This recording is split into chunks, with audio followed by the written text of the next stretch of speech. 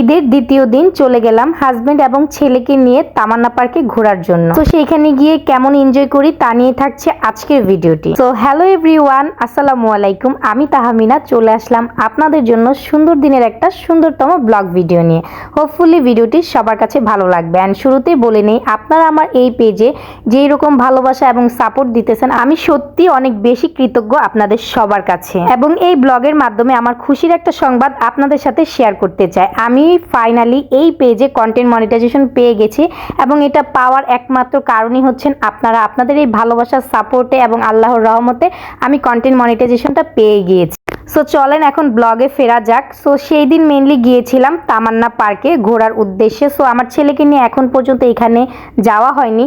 আমিও লাস্ট 2019-এ গিয়েছিলাম অ্যান্ড এইবার 2026-এ আমার ছেলে এবং আমার হাজবেন্ডকে নিয়ে যাই। তো এই তো ফাইনালি আমাদের বাসা থেকে তামান্না পার্কে চলে গেলাম মাত্র 14 মিনিটে। এরপর আমরা সুন্দর মতো ভিতরে ঢুকে যাই অ্যান্ড শুরুতেই আমাদের গাড়িটা আমরা সুন্দর মতো পার্কিং করি। আর আশেপাশে যত ফুল, বেলুন, খেলনা জাতীয় যা ছিল তার দেখার সাথে সাথে আমি আমার ছেলের চোখ দুটো ঢেকে ফেলি, কারণ ও যা দেখে তাই নিতে চায় অ্যান্ড শুধু টাকা ওয়েস্ট। 1 মিনিটও একটা খেলনাও রাখে না। সো যাই হোক, এরপরে আমরা টিকিট কেটে ঢুকে ফেলি অ্যান্ড টিকিট কাটতে গিয়ে পুরো গলা কাটার মতো হয়ে গেছে ঘটনাটা। জাস্ট 50 টাকার টিকিট, এখন একদম 80 টাকা করে নেয়।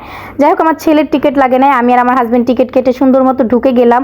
আর দুঃখের কথা কি বলবো, আমার হাজবেন্ড বারবার বলছিল আসছে একটা রাইডে তো উঠতেই হয়, কেমন দেখা যায় একটা রাইডে না উঠলে। বাট বিশ্বাস করেন, আমার ছেলে ওর বাপের কোলে যে উঠছে তো উঠছে, কোল থেকে নামার কোনো কোল থেকেই নামতেছে না, জাস্ট কান্নাকাটি করতেছে, কিচ্ছুতে উঠবে না, জাস্ট বাপের কোলে থাকতেছে, ওইটাই ওর শান্তি। আমি ধরলেও ও চিৎকার দিয়ে ওঠে।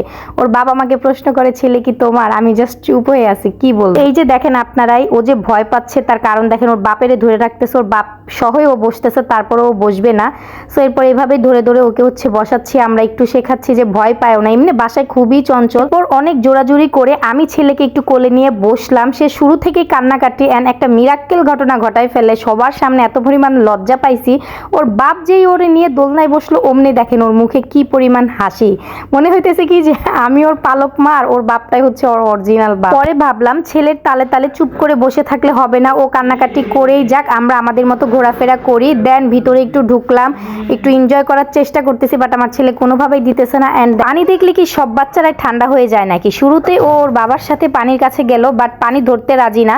এরপরে যেই তার ডর ভেঙে গেল, এখন সে পানির কাছ থেকে আসতেছে না, খুব বেশি এনজয় করতেছে এবং খুবই হাসাহাসি করতেছে। তাই এই ফাঁকে আমি একটু ভিডিও করে নিলাম। আর ক্যামেরা অন করলে তো তার কান্নাকাটি শুরু হয়ে যায়। হঠাৎ করেই বাতাস শুরু হয়ে যায় এবং আকাশটা একদম মেঘলা হয়ে যায়। পরে ভাবলাম যে না, আমরা এখন বের হয়ে যাই। সো তামান্না পার্কের থেকে বের হয়ে গেছি। আর আমরা যেহেতু দুপুরে খাওয়া দাওয়া করে বের হই নাই, সো খাওয়া দাওয়া তো করতেই হয়। সো আজকের ভিডিওটা অনেক বেশি বড় হয়ে যাওয়াতে তোমাদের সাথে আর কিছুই শেয়ার করতে পারলাম না। সো নেক্সট ভিডিওতে শেয়ার করবো আমরা কোথায় গিয়েছিলাম, কি খেলাম। সো আজকের ভিডিওটা তোমরা এনজয় করো এবং লাইক, কমেন্ট, শেয়ার দিয়ে পাশেই থেকো। আল্লাহ হাফেজ।